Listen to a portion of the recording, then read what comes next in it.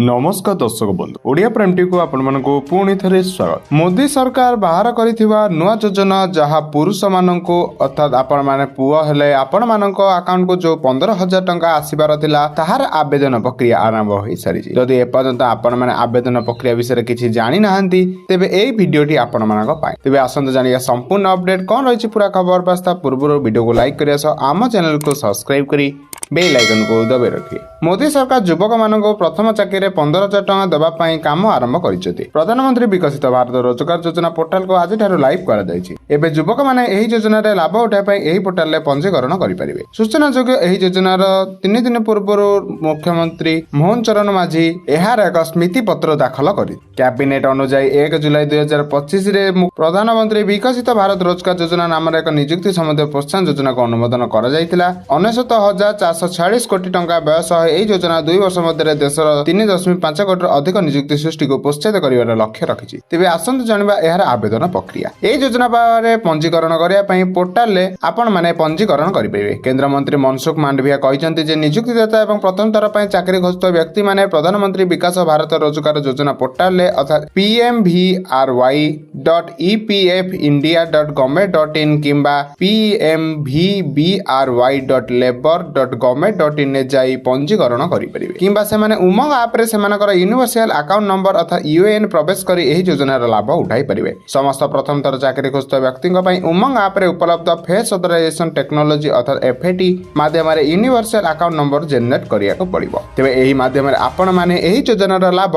अति शीघ्र उठाई परिबे। तेबे या थिला प्रधानमंत्री नरेंद्र मोदींकर घोषणा होइतिया नुवा योजना को नै आजिर लेटेस्ट अपडेट। तेबे एही परि खबर प्रथम जानिया पई आम चैनल संगे जोडी होई रहंतु। धन्यवाद।